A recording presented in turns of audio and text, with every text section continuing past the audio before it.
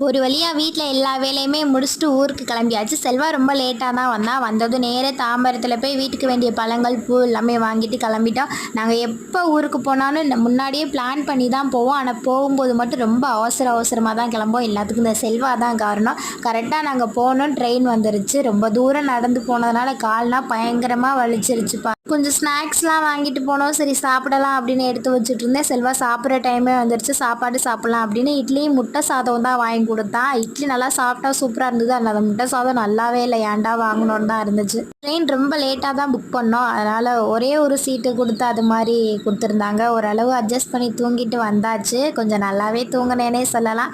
ஃபைனலா ஒரு 4:30க்கு தான் தேவகோட்டை ரஸ்தால வந்து இறங்குனோம். அங்கே வந்தோம். கரெக்ட்டா ஒரு 1/2 அன் ஹவருக்கு அப்புறம் தான் பஸ் வந்துச்சு. இங்க வந்து ஸ்டாப்ல இறங்குனோம். மாமா முன்னாடியே வந்து நின்னாங்க. அப்படியே நேரா ஊருக்கு வந்தாச்சு. எல்லாரும் பத்திரமா போங்கன்னு சொன்னீங்க. பத்திரமா ஊருக்கு வந்துட்டோம். இன்னும் 1 மந்த் ஊர்ல தான் வீடியோ பிடிச்சா லைக்